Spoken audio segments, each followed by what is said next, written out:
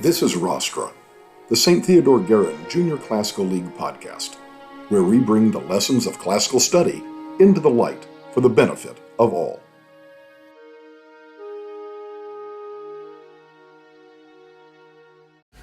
Welcome back to another episode of Rostra, and people are going to get tired of me saying this at the beginning of every episode, although it's always true. I am incredibly excited about this topic. We've got Max Thompson, Miles McGreal with us, another two guest episodes, so that's really, really cool. Right away, jump on it. What is your topic and why did you pick it? Our topic is the Roman Army, and we picked it because before every football game, we always would say, we're here, might as well just weenie weenie the game. So that means I came, I saw, and I conquered, and Caesar said that before he won a major battle in modern-day Turkey. Okay, so I got to say, I love right away the connection with history, warfare, and football. Let's just be honest.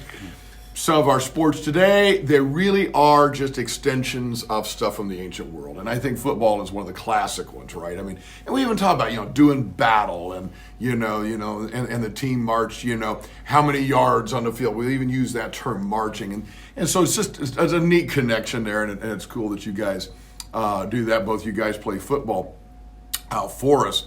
And I thought you were going to say you picked the topic because you wanted to suck up to me, because I obviously am crazy going up to the Roman Army. Love we got armor and stuff in our classroom and so forth. So jump right in. Talk to us about something. Let's start off with this. Talk to us something that maybe is a little different about the Roman Army compared with, say, the modern American military force. The biggest thing I did the research on was their food. And obviously it's kind of similar to today's, but they use these very hard biscuits. Yes. Which I thought was interesting. I don't want to eat those very hard biscuits every day like a rock.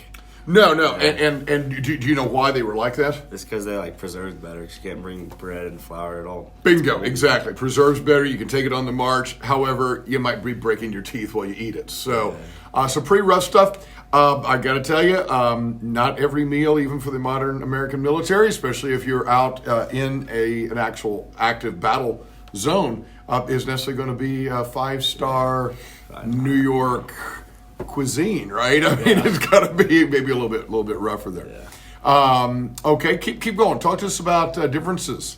I liked how even when they were trying to defend themselves, they'd always turn it into offense. So with their weapons, they'd have the gladius, which is the long spear knife, where they would just stab, and even their shield, which they would use for defense. If someone got too close, they would just slam it down and break toes, which they called the scutum. Absolutely. So the scutum. In fact, we've got a couple of scuta here in the room where you're recording.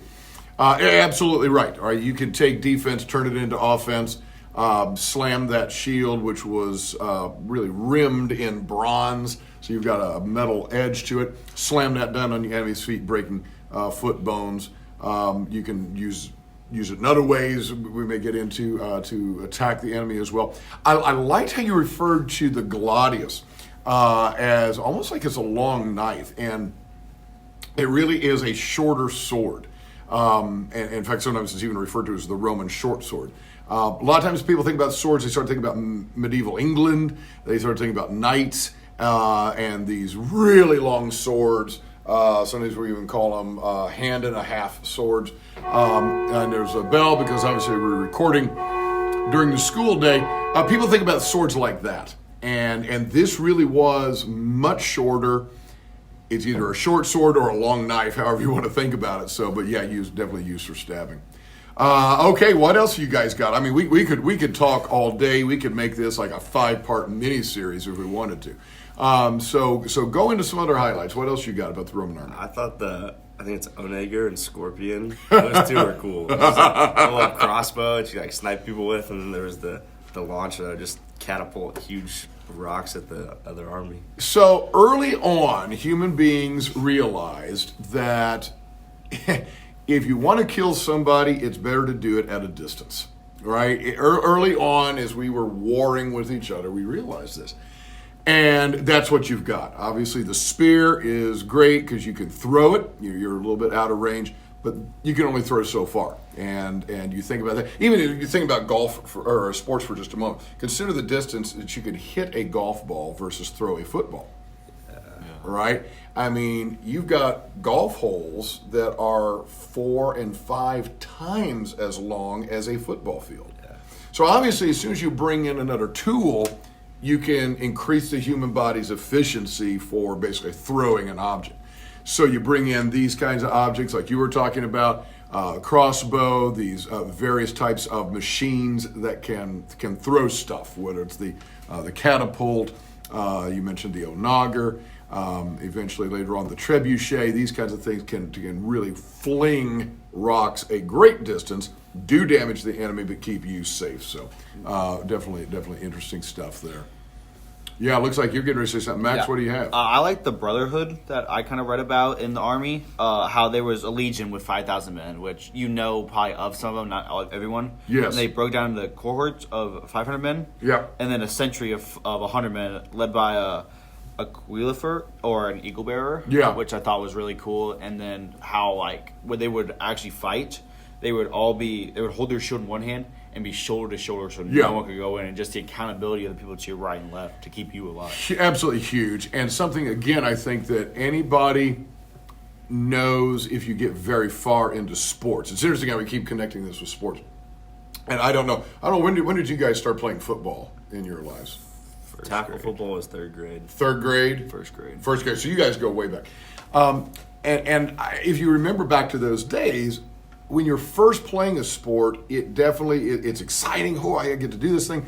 But it is individual. You're thinking about yourself. You don't really get the team thing. And even though the coach might be telling you, it's a team sport, you don't really understand that until you've played a number of years. Maybe you get up to junior high, high school, varsity, that kind of thing. And you realize, man, we are so much more effective if each person understands what they're doing, understands who else is on the field or the court or whatever the sport is. Same thing with the Army, and that was what really made the Roman army so successful. These guys fought as a unit. It was not a bunch of ragged individuals out there, which a lot of times they were fighting barbarians.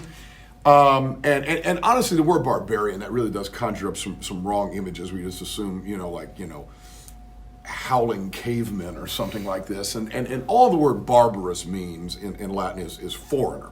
So non-Romans. And a lot of these folks did not have the training in terms of their military that the Romans did.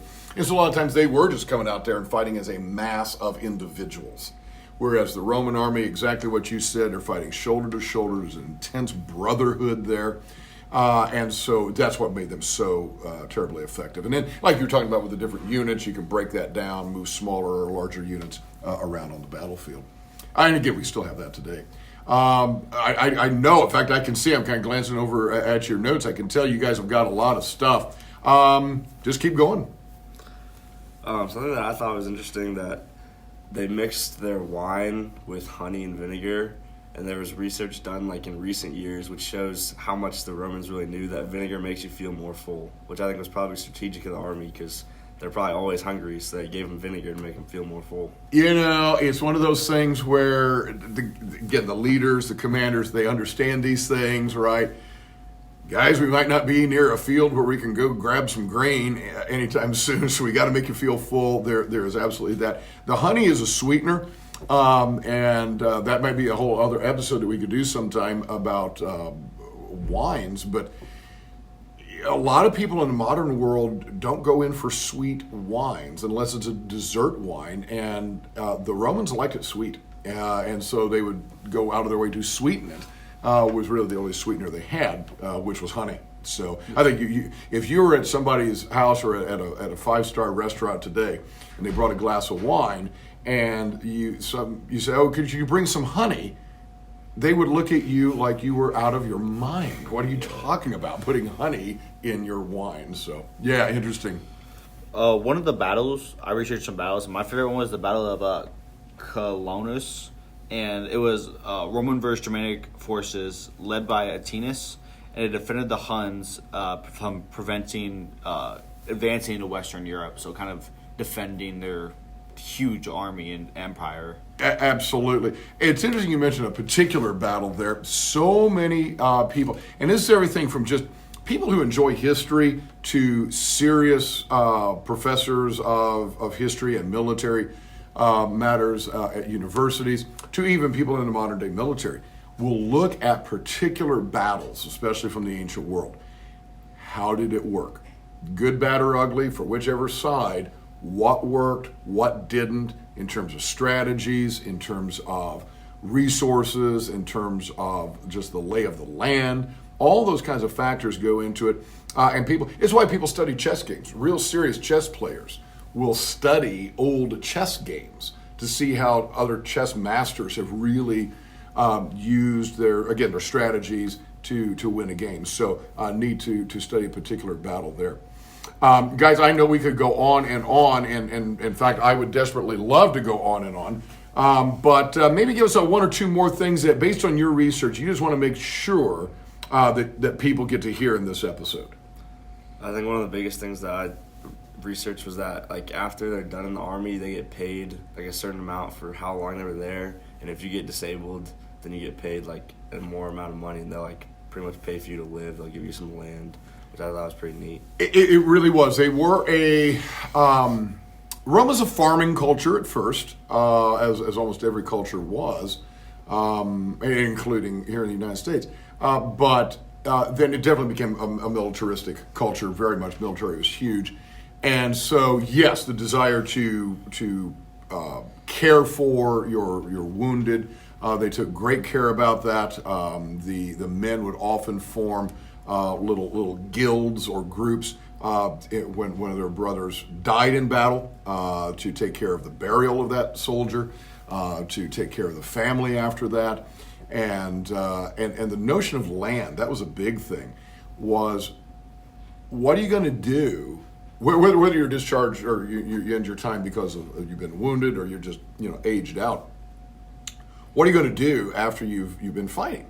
Well, one of the things is, let's give you some land, and at least you can farm that, and then the land itself then becomes an ongoing source of revenue for you. So it was a great thing to do, and it's a similar sort of thing we still try to honor, especially wounded veterans today. Yeah. One of the things that I researched was how much land they actually conquered, and they conquered 2 million square miles of territory, which I thought for that time, even now, it's just huge. It's on foot. And that's where I was going to go. I'm so glad you said that. If you ever stop and watch, even if it's a historical movie, documentary, or whatever, just stop and realize when they show the scenes of people marching, this was all done on foot. And it just blows my mind. I mean, I go for a day hike at a state park and I'm done, right? I mean, I want to relax with a pizza at the end of the day, right? And these guys are marching really across the known world, set up camp, fight, strike camp, march again, and just on and on. So the incredible physicality that took was quite something. Gentlemen, I got to say, I think you probably had some more to say. We may need to have you back on another episode, but it was great having you guys with us. Thank you. Thank you.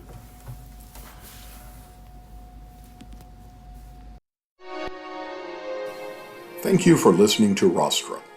You may check out all our episodes on Spotify and follow us on social media at GarenJCL. That's at GUERINJCL.